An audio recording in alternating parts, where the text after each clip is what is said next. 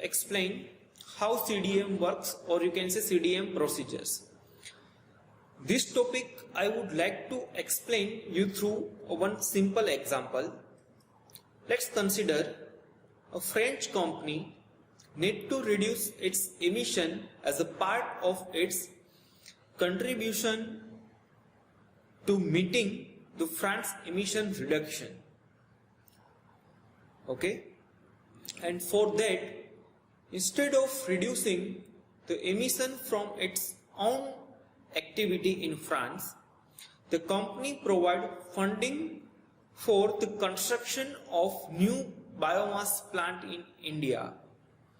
That would not have been possible for India without any kind of investment.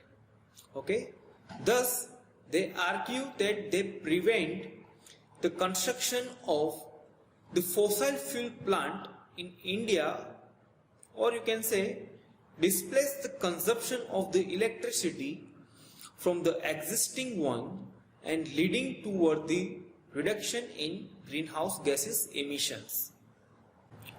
The French investors get credit for those reduction and can use them to meet their reduction target in France.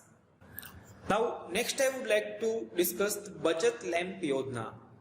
You can say the incandescent bulb are energy efficient. Inefficient. They convert 95% of the electricity in heat and only 5% of energy in light.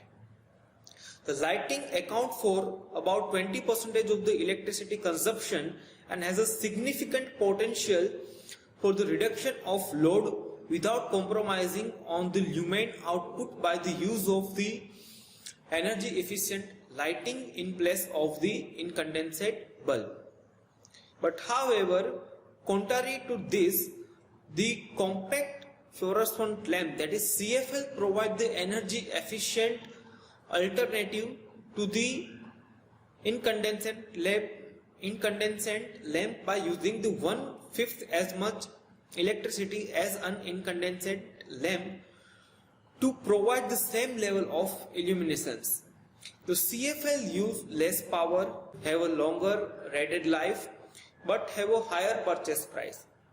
The government of India effort for the promotion of the CFL are having the desired impact on the market, with the sale of CFL in India having a growth from about 20 million in 2003 to around 200 million in 2008. But however, the penetration of the compact fluorescent lamp in household sector remained low, and it is about 5 to 10%, largely due to the high price of the CFL, which is 8 to 10 times the cost of the incandescent bulb. So the CFL lighting scheme, or the Bachat Lamp Yojana, promotes the replacement of inefficient bulb with the compact fluorescent lamp by leveraging the sale of certified emission right under the clean development mechanism of the Kyoto Protocol. The Bachat Lamp Yojana has entered the validation for the UNFCCC, then after CDM program for the different activity. The Bachat Lamp Yojana seek to utilize the clean development mechanism of the Kyoto Protocol to bring down the price of CFL. This public-private partnership between the government of India and after private sector, CFL manufacturer and traders, and the state level electricity distribution company would provide the framework to distribute the high quality CFL at about 15 rupees per piece to the household of country. Under this scheme, only 60 watt and the 100 watt incandescent lamps have to be replaced with the 11 to 15 watt and 20 to 25 watt CFL respectively. Now I would like to start new topic. It is all about the CDM. Now I would like to start new topic, that is the Prototype Carbon Fund, shortly known as PCF. So you can say that recognizing that the global warming will have the most impact on its borrowing client country, the World Bank approved the establishment of Prototype Carbon Fund, shortly PCF.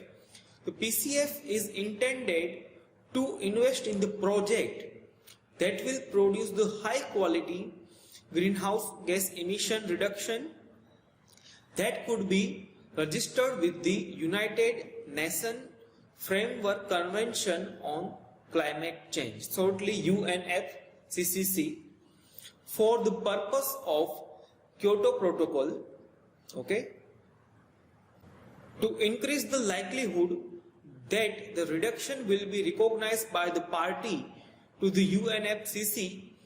The independent expert will follow the validation, verification and certification procedure that respond to UNFCCC rules as they develop. The PCF will pilot the production of emission reduction within the framework of joint implementation and the clean development mechanism. The PCF will invest the contribution made by the company and the government in the project design to produce the emission reduction, and that is fully consistent with the Kyoto Protocol and the emerging framework for the joint implementation and the CDM contribution, or the participants in the PCF will receive a pro data that can share the emission reduction verified and certified in accordance with the agreement that can be reached with the respective country, or you can say hosting project. The next is sustainable development. The sustainable development is often defined as a development that meets the need of the present without compromising the ability of future generation to meet their own need. The sustainable development encompasses three basic and interrelated objectives. First one, the economic security and prosperity. Second one is social development and advancement. Third one is environmental sustainability. The sustainable development demands that we seek a way of living, working and being that enable all the people of the world to lead healthy, fulfilled and economically secure lives without destroying the environment and without endangering the future welfare of people and the planet. The sustainable development as applied to the energy and environment should consider the following input, such as fuel and energy resources, land and raw material are non-renewable. They should be used up only as far as they can be sustainable in future. Where they are renewable, they should be used at a rate within which they can be renewed. The output in the production and the consumption should not be overstrain the ecosystem or assimilation capacity of the ecosphere. So it is all about the sustainable environment. Thank you.